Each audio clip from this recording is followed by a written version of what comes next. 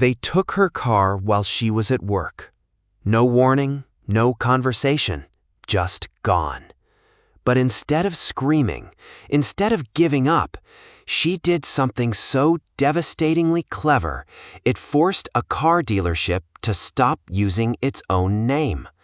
This isn't loud revenge. This is quiet, legal, soul-crushing justice. If you've ever been underestimated, if you've ever felt powerless and wished for real justice, hit subscribe, tap like, and comment justice below. Because this story proves something powerful. Sometimes the strongest revenge isn't emotional, it's intelligent. Let's dive in. Buying a car is supposed to feel like freedom. For Taya McCreary, it felt like hope. She stood on the lot of Taylor Kia of Lima, keys in her hand, paperwork signed, imagining her life finally moving forward. Reliable transportation, independence, a small victory in a world where every win feels hard-earned. The dealer assured her everything was fine. She had preliminary loan approval. Nothing sounded unusual. Nothing felt wrong. So she drove away in a used Kia K5, believing the hardest part was behind her. But 1 month later, everything collapsed. No phone call, no warning, no knock on the door. While Taya was at work, earning the income she'd listed on her loan application, someone quietly repossessed her car. She walked outside expecting normalcy. Instead, there was empty pavement. No car, no just shock. Your stomach drops before your mind catches up. Your chest tightens. You replay every conversation, every signature, every promise. When she finally got answers, they stung even worse.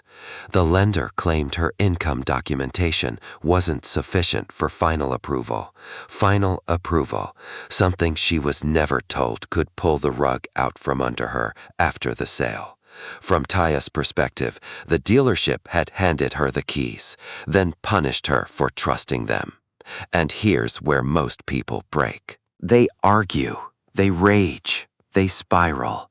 But Taya did something different. She got quiet. She sat down. She opened her laptop, and she started reading. Court filings, business registrations, legal databases. Not because she wanted revenge, but because she wanted answers. And that's when she stumbled onto something unbelievable. The dealership's name, Taylor Kia of Lima, wasn't properly registered. At some point, the company had failed to renew its business name registration with the Ohio Secretary of State. To most people, that sounds boring. To Taya, it sounded like opportunity. Because in Ohio, when a business name lapses, it becomes available. And she claimed it, legally, cleanly, by the book. She registered Taylor Kia of Lima in her own name. Then, without drama, without threats, she sent a cease and desist order, a formal legal demand. It said, in essence, you no longer have the right to use the name you've operated under since 2012. Imagine being that dealership. Your signs, your ads, your reputation, your branding, all suddenly not yours. This wasn't vandalism. This wasn't harassment. This was chess, and the dealer panicked. They rushed to court, arguing that Taya's original car purchase contract included an arbitration clause, meaning disputes had to be settled privately, not in court. The judge initially agreed. Case dismissed. For a moment, it looked like the system had shut her down. Most people would have stopped there, but Taya appealed. And this is where the story turns legendary. The 3rd District Court of Appeals looked closer. Yes, she signed arbitration for the car purchase, but the business name dispute, that had nothing to do with buying a Kia. It was separate, independent, entirely legal. The court reversed the decision.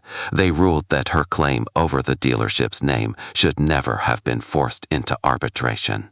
In their words, this was a claim that could be pursued entirely on its own. The case was sent back to lower courts, meaning one thing: her move worked. She didn't scream. She didn't threaten. She didn't break a single law. She simply played by the rules better than they did. Payoff/climax 1 to 2 minutes. This is the part that makes people smile. The dealership, once powerful and untouchable, was suddenly defending something they'd taken for granted for over a decade: their name. Meanwhile, Taya stood where she once felt small, now holding leverage. Not money, not fame, control. The same system that failed to protect her at the beginning now had to acknowledge her intelligence at the end. This wasn't revenge fueled by anger. This was revenge powered by competence, and that's what makes it unforgettable. This story isn't about a car.